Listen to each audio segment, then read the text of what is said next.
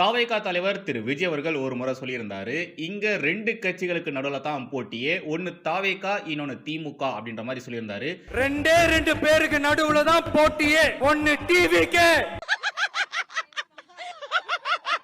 இன்னொன்னு DMK.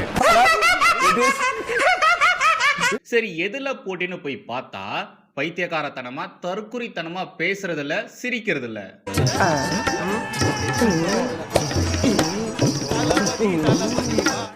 First நான் இந்த வீடியோவை ஏஐல ஜெனரேட் பண்ண வீடியோன்னு நினைச்சேன்.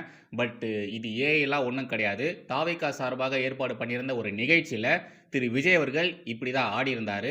தலைவனே தற்குறி மாதிரி இருந்தா அவரை ஃபாலோ பண்ணக்கூடிய தொண்டர்கள் பின்ன எப்படி இருப்பாங்க? சரி, இதெல்லாம் ஒரு ஓரமாக இருக்கட்டும். நம்முடைய மெல்டிங் பாயிண்ட் சரவணன், அழுக்கு கோட்டு சரவணன், அவரு டைம்ஸ் நவ் ஊடகத்துல லூசு மாதிரி கத்துனார் இல்லையா, லூசு மாதிரி சிரிச்சார் இல்லையா, அதை பத்தி கொஞ்சம் பார்க்கலாம். நம்ம மெல்டிங் பாயிண்ட் சரவணன், இந்த அழுக்கு கோட்டு சரவணன் ஊடகங்கள்ல பேசும்பொழுது, குறிப்பா தமிழக ஊடகங்கள்ல பேசும்பொழுது தெனாவட்டா பேசுவார். அவ்வளோ தலை கணத்தோட பேசுவார். எதிர்க்க இருக்கிறவங்க யாரு, எந்த கட்சியை சேர்ந்தவங்க, அவங்களுடைய வயசு என்ன, அவங்களுடைய அனுபவம் என்ன, இதை பற்றியெல்லாம் கொஞ்சம் கூட யோசிக்காம என்னென்னத்தையோ பேசுவார். கொஞ்சம் கூட மரியாதையே இல்லாமல் அவ்வளோ மோசமாக நடந்துப்பார். மண்டையில் ஏதாச்சும் ஸ்டஃப் இருந்து இதை மாதிரி நடந்துக்கிட்டா பரவாயில்ல, இவரே தற்குறித்தனமாக தான் பேசுவார். இவர்கிட்ட பெருசாக எந்த ஒரு ஸ்டஃப்பும் கிடையாது, பேசுகிறதுக்கு பாயிண்ட்டும் கிடையாது. ஆனால் தெனாவட்டு, இந்த தெனாவட்டு திமுரு மட்டும் கிலோ கணக்காக இருக்கும்.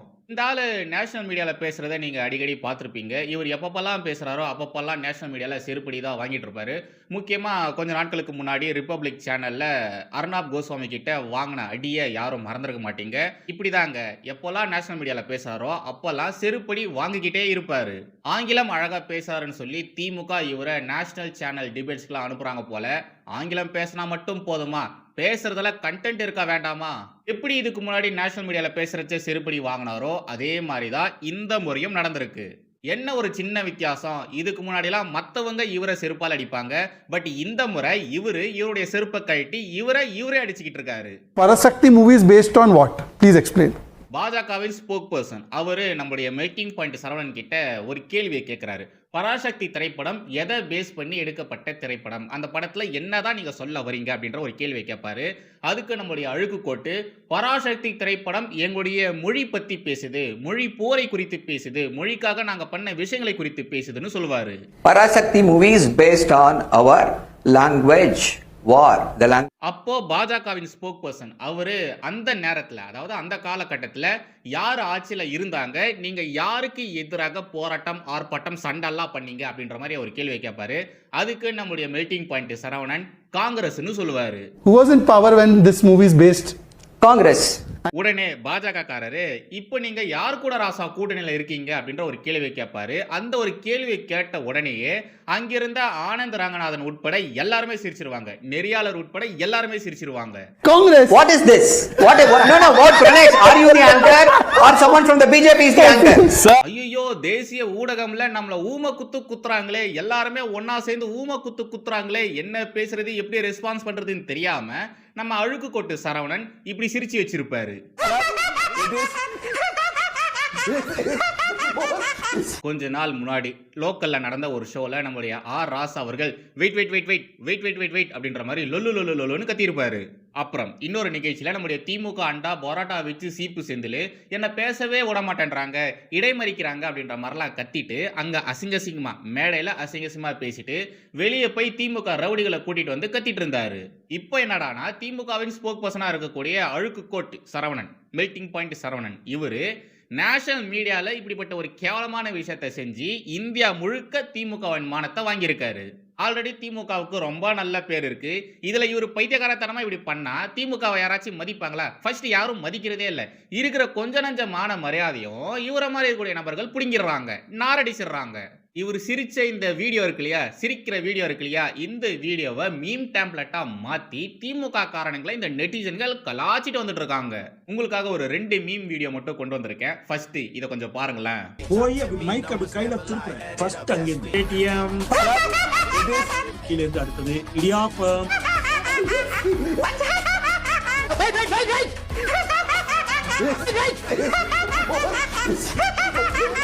அந்த 3 சம்பவங்களையும் சேர்த்து ஒரு மீமா பண்ணி வச்சிட்டாங்க. இப்போ இந்த வீடியோவை பாருங்களேன். Area street dogs at 2 AM for no reason. ஒருத்தர் திமுகவின் எம்பியா இருக்காரு, இன்னொருத்தர் திமுகவின் ஸ்போக் பர்சனா இருக்காரு. இவங்க 2 பேரும் பண்ண ஒரு மாதிரியான ஒரு விஷயத்தை வச்சுக்கிட்டு எப்படிப்பட்ட மீமை போட்டிருக்காங்க பார்த்தீங்களா? எங்க ஏரியால இருக்கிற நாய் நைட்டு 2 மணிக்கு எந்த ஒரு காரணமும் இல்லாம இப்படிதான் கத்தின்னு இருக்குன்னு சொல்லி இவங்க 2 பேர் கத்துற இந்த ஒரு வீடியோவை போட்டு வச்சிருக்காங்க. இந்த சேனல்ல போட்ட வீடியோஸ்ல நான் அடிக்கடி ஒரு பாயிண்ட்டை சொல்லிக்கிட்டே இருப்பேன். அது என்னன்னா, இந்த திமுக காங்கிரஸ்காரங்களை நாம எக்ஸ்போஸ்லாம் பண்ண வேண்டிய அவசியமே இல்லை. ஒரு டீப் ரிசர்ச் பண்ணி இவனுங்களெல்லாம் எக்ஸ்போஸ் பண்ண வேண்டிய அவசியமே இருக்காது. அவனுங்க பண்ற வேலைகளை நாம அமைதியா வேடிக்கை பார்த்தாலே போதும், அவங்களே கொஞ்ச நாள்ல அவங்களே எக்ஸ்போஸ் பண்ணிடுவாங்க அப்படின்ற மாதிரி சொல்லியிருப்பேன். இப்ப பாருங்க என்ன ஆயிருக்கு பாருங்க. நான் ஒரு தற்குறி தண்டோ வீணா போன முண்டோம்னு அழுக்குக்கோட்டு சரவணன், மெல்டிங் பாண்டி சரவணன் அவரை எக்ஸ்போஸ் பண்ணியிருக்காரு. டைம்ஸ் நவுல நடந்த இந்த ஒரு நிகழ்ச்சியானது தைப்பூசம் அன்னைக்கு நடந்திருக்கு. ஓகேங்களா? தைப்பூசம் அன்னைக்கு நடந்திருக்கு. அன்னைக்கு பௌர்ணமி வேற. திரு மெல்டிங் பாயிண்ட் சரவணன் கொஞ்சம் ஜாக்கிரதையா இருந்திருக்கலாம். இனிமே பௌர்ணமி, அமாவாசை போன்ற நாட்கள்ல இந்த டாக் ஷோக்கெல்லாம் போகாம இருந்தீங்கன்னா நல்லா இருக்கும். டிபேட்டுக்கெல்லாம் போகாம பார்ட்டிசிபேட் பண்ணாம இருந்தீங்கன்னா நல்லா இருக்கும். இல்ல நான் கண்டிப்பா போயே தீருவேன், நாங்களாம் பகுத்தறிவு பகலவன் வாரிசுகள் அப்படின்ற மாதிரி சொல்லிக்கிட்டு நீங்க போனீங்கன்னு வச்சுக்கோங்களேன், அப்புறம் ஒன்றும் பண்ண முடியாது. மண்டை குழம்பி பைத்தியக்காரத்தனமா பிஹேவ் பண்ணி உங்களுடைய மானம் போறது மட்டும் இல்லாம உங்க தலைவர்கள் ஸ்டாலின், உதயநிதி ஸ்டாலின், கனிமொழி இவங்களா இருக்காங்க இல்லையா, இவங்களுடைய மானமும் சேர்த்து போயிடும். பார்த்துக்கோங்க. எப்பொழுதும் எதிராசன் வடிவழகு என் இதயத் தொழுதால் இல்லை எனக்கெதிர் இல்லை எனக்கெதிர் இல்லை எனக்கெதிரே. ஸ்ரீமதே ராமானுஜாய நமஹா. எனதருமை தேசியவாதிகள் அனைவருக்கும் வணக்கம் அண்ட் ஜெய் ஸ்ரீராம். பார்லிமெண்ட் செஷன் ஸ்டார்ட் ஆயிடுச்சு. பார்லிமெண்ட் செஷன் ஸ்டார்ட் ஆனாலே நம்ம சின்ராஸை கையில் பிடிக்கவே முடியாது. இந்தியாவுக்கு எதிராக யார் என்ன கொடுத்தாலும் அதை பற்றி கொஞ்சம் கூட யோசிக்காம என்ன ஏதுன்றதை ஆராய்ச்சியே பண்ணாம அதை எல்லாத்தையுமே தூக்கின் தோளில் போட்டுக்கின்னு சின்ராசு கிளம்பிடுவாரு. சின்ராஸா? யாருப்பா சின்ராசு? வேற யாரு? நம்ம பப்புஜியை தான் சொல்கிறேன். அன்ஃபிட் எம்பி, அன்ஃபிட் எல்லோப்பியாக இருக்கக்கூடிய நம்முடைய பப்புஜியை தான் சொல்கிறேன். அந்த எல்லா விஷயத்தையுமே தூக்கி தோல் மேலே போட்டுக்கின்னு பார்லிமெண்ட்டில் வந்து கத்தின்னு இருப்பார்.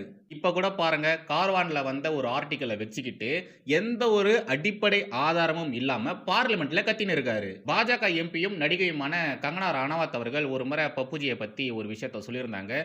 பப்புஜிக்கு மனநலம் சரியில்லை போல, அவருடைய மனநலத்தை நாம செக் பண்ணணும் அப்படின்ற மாதிரி சொல்லியிருந்தாங்க. அது உண்மைதான் போல. பப்புஜி சமீப காலமாக நடந்துக்கிற விஷயங்கள், அவர் நடந்துக்கிற விதங்கள் இதெல்லாம் பார்க்கும்போது அவருடைய மனநலத்தை நம்ம கண்டிப்பாக செக் பண்ணியே ஆகணும் போல.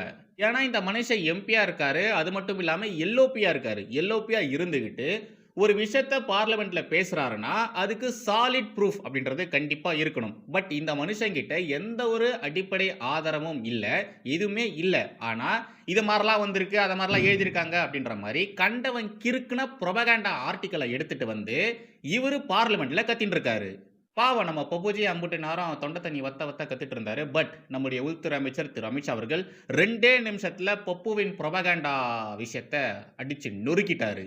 பப்பு வாயில செருப்ப கவ்வ கொடுத்து அடி வெளுத்து விட்டாரு. இந்த விவகாரமானது பார்லிமெண்ட்ல பரபரப்பா போயிட்டு இருக்கு. பப்புஜியை தூக்கி போட்டு மிதிக்கிறாங்க. காங்கிரஸை வாயிலேயே மிதிச்சு தள்ளுறாங்க. ஆனா இந்த விவகாரம் குறித்து தமிழக ஊடகங்கள் வேற மாதிரியான செய்திகளை போட்டுட்டு வரானுங்க. இந்த விவகாரம் பத்தி டீட்டெயிலா பேசணும்னா சொல்லுங்க, கமெண்ட்ல சொல்லுங்க, கண்டிப்பா நான் பேசுறேன். ஒரு 10 பேர் கமெண்ட் பண்ணா கூட போதும், நான் இந்த விவகாரம் குறித்து தனியா ஒரு வீடியோவாவே பண்றேன். பிகாஸ் இந்த இஷ்யூ கொஞ்சம் பெருசு. A to Z எல்லாத்தையுமே கவர் பண்ணணும்னா அட்லீஸ்ட் ஒரு 10 மினிட்ஸ் ஆச்சு ஆகும். அதனால தான் சொல்கிறேன். ஒரு 10 பேர் கமெண்ட் பண்ணால் கூட நான் அந்த விவகாரம் குறித்து தனியாக ஒரு வீடியோவாகவே பண்ணுறேன். ரைட்டு. இப்போ நம்ம காங்கிரஸ் இருக்கு இல்லையா, இவங்க நம்ம நாட்டினுடைய பொருளாதாரம் குறித்து தொடர்ந்து அவதூறுகள் பரப்பிக்கிட்டே இருக்காங்க. அந்த அவதூறுகளுக்கு ஆதாரத்தோட பதிலடியை கொடுப்போம். இந்த வீடியோவில் நாம் 2 அவதூறுகளை டீபங்க் பண்ண போகிறோம். நம்பர் 1, டாலருக்கு நிகரான இந்திய ரூபாயின் வீழ்ச்சி. நம்பர் 2, இந்திய பொருளாதாரம் வளர்கிறதுன்னு சொல்றாங்க, ஆனா பெரிய அளவுல நம்ம நாட்டுக்கு முதலீடுகளே வரதில்லை அப்படின்ற மாதிரி சொல்றாங்க. இந்த 2 அவதூறுகளை பத்தி கொஞ்சம் பார்ப்போம். நம்பர் 1, ஒரு டாலருக்கு 90 ரூபாய் வரை போயிட்டே இருக்கு. இது நம்ம பொருளாதாரம் எவ்வளவு பலவீனமா இருக்கு அப்படின்றத எடுத்து காட்டுது. இதனால இறக்குமதி செய்யறவங்க, இந்த வாணிபம் செய்யறவங்க, இவங்களுக்கெல்லாம் ஏகப்பட்ட நஷ்டங்கள் ஏற்பட அதிகமான வாய்ப்பு இருக்கு. அது மட்டும் இல்லாம பணவீக்கம் ஏற்பட அபாயம் இருக்கு அப்படின்ற மாதிரி காங்கிரஸ்காரங்க பேசிட்டு வராங்க. பல அவதூறுகளை தொடர்ந்து பரப்பிக்கிட்டே இருக்காங்க. இவங்க பரப்புற இந்த விஷயமானது உண்மையானா கண்டிப்பா கிடையாது. ஒரு 10% வேணா உண்மையா இருக்கும். பட் மிச்சம் இருக்கக்கூடிய 90% அது அவங்களுடைய தனிப்பட்ட வன்மம். இந்த நாட்டின் மீது அவங்களுக்கு இருக்கக்கூடிய காழ்ப்புணர்ச்சி அதை தான் காட்டுது. டாலர் பத்தி தெரிஞ்சவங்களுக்கு கண்டிப்பா இந்த விவகாரமானது ரொம்ப ஈஸியாவே புரியும். இந்திய ரூபாயின் வீழ்ச்சி நம்ம நாட்டின் பொருளாதாரத்தின் வீழ்ச்சி அப்படின்ற மாதிரிலாம் சொல்றாங்க இல்லையா, அதெல்லாம் உண்மையே கிடையாது. ஆக்சுவலா இப்படிப்பட்ட ஒரு நிலைமையானது இந்தியாவுக்கு மட்டும் கிடையாது, பல பொருளாதார நாடுகள், பொருளாதாரத்துல முன்னேறி வரக்கூடிய நாடுகள், பொருளாதாரத்துல முன்னேறிய நாடுகள், அவங்களுடைய நிலைமையும் இப்படிதான் இருக்கு. பொருளாதாரத்துல வளர்ச்சி அடைந்த நாடுகள், மிக வேகமாக வளர்ந்து வரக்கூடிய நாடுகள், நம்ம நாடு மாதிரி மிக வேகமா வளர்ந்து வரக்கூடிய நாடுகள், அந்த நாடுகளின் பண மதிப்பும் இப்படிதான் இருக்கு. ஜப்பான் நாட்டின் என் கரன்சி இருக்கு இல்லையா, அது பல வருஷமா இப்படிதான் இருக்கு. ரொம்ப அதனுடைய மதிப்பு கம்மியாக தான் இருக்குது. நம்ம இந்திய ரூபாயில் கூட பார்த்தீங்கன்னா அந்த எண்ணானது ரொம்ப கம்மியாக தான் இருக்குது. அதுக்குன்னு ஜப்பான் நாடு பொருளாதாரத்தில் வீழ்ச்சியை சந்திக்குது, பொருளாதாரம் வீழ்ச்சி அடைந்த நாடு அது அப்படின்ற மாதிரிலாம் சொல்ல முடியுமா? தென்கொரியா மாதிரியான மிக முக்கியமான நாடுகளின் பண மதிப்பும் இப்படி தான் இருக்கு. தயவு செய்து நீங்களே கூகுளில் தேடி பாருங்க, நான் என்ன சொல்றேன் அப்படின்றது உங்களுக்கு புரியும். அமெரிக்கா பல விஷயங்களை அவங்களுடைய கட்டுப்பாட்டுக்குள்ள வச்சிருக்காங்க. முக்கியமா டாலர் மூலியமா அவங்க நிறைய விஷயத்த கண்ட்ரோல் பண்றாங்க. தங்கம் மாதிரியான முக்கியமான ரிசோர்ஸை அவங்க ரிசர்வ் பண்றதுனால தான் இந்த டாலர் மதிப்பானது அதிகமாயிட்டே போயிட்டு இருக்கு. அமெரிக்காவுடைய பொருளாதார கட்டமைப்பு அப்படின்றது அது மாதிரி இருக்கு. நாம அதை குறை சொல்லவும் முடியாது. ஏன்னா அவங்க நாட்டுக்காக, அவங்களுடைய நாட்டின் பொருளாதாரத்திற்காக அவங்க அது மாதிரி பண்றாங்க. அதுக்காக அவங்க பண்ற அந்த ஒரு விஷயத்துக்காக தான் மற்ற நாடுகளின் பண மதிப்பானது குறைஞ்சிட்டு வருது. அதுக்குன்னு இந்த பண மதிப்பு கம்மியான நாட்டினுடைய பொருளாதாரம் வீழ்ச்சி அடையும், அந்த நாடு டெப்தை சந்திக்கும் அப்படின்னு வரலாம் சொல்றதெல்லாம் அபத்தமான ஒரு கருத்து. நாம எல்லாருமே இங்க பார்க்க வேண்டியது என்னன்னா, ஒரு நாட்டின் பொருளாதாரம் நிலையா இருக்கா, ஸ்திரத்தன்மையோட இருக்கா அப்படிங்கிறது தான். அதை விட முக்கியமா அந்நிய செலவாணிகள் இருக்கும் இல்லையா, அந்நிய செலவாணி கையிருப்பு இருக்கு இல்லையா, அது சரியான முறையில் மெயின்டைன் பண்ணப்படுதா, இதெல்லாம் தான் நாம ரொம்ப உன்னிப்பா கூர்ந்து கவனிக்கணும். லுக், டிசம்பர் 26, 2025 கணக்கின்படி நம்ம நாட்டினுடைய அந்நிய செலாவணி கையிருப்பு எவ்வளவு தெரியுங்களா? 704.89 பில்லியன் அமெரிக்க டாலர். இது 10 மாதங்களுக்கும் மேலான இறக்குமதிக்கு பாதுகாப்பை தருது.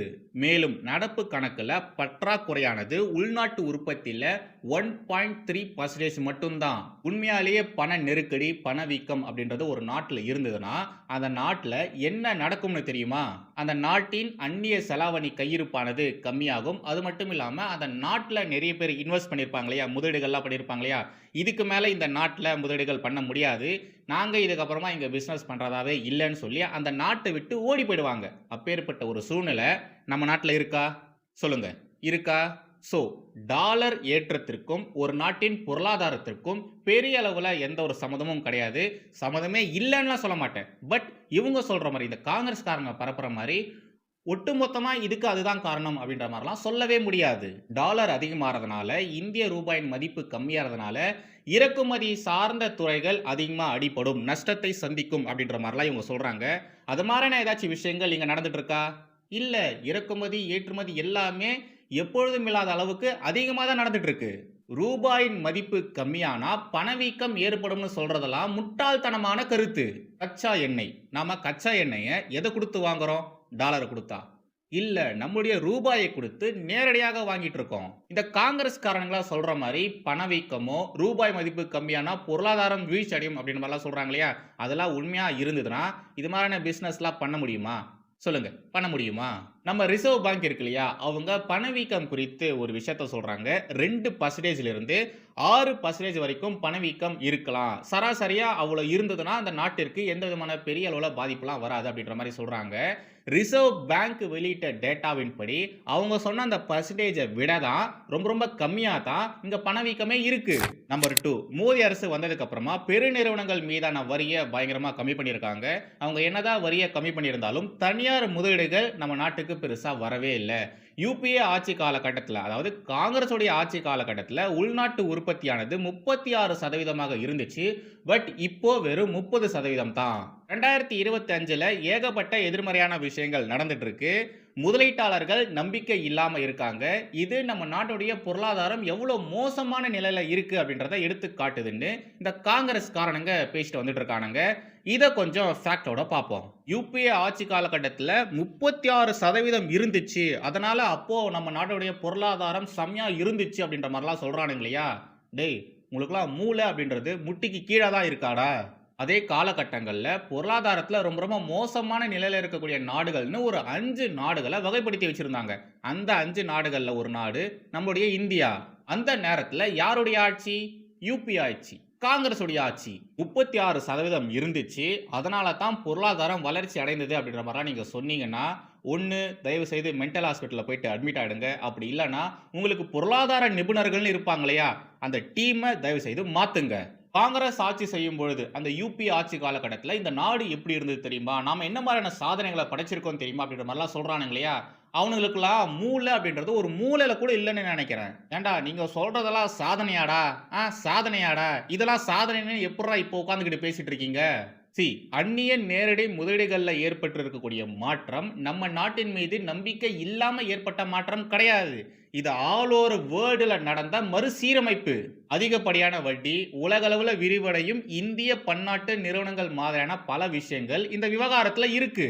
இந்த காங்கிரஸ்காரங்க சொல்ற விஷயத்தெல்லாம் நீங்க மேலோட்ட பாத்தீங்கன்னா, ஐயோ என்ன இப்படி இருக்கு, என்ன இது மாதிரிலாம் நடந்துட்டு இருக்கு அப்படின்ற மாதிரி தான் நினைக்க தோணும்.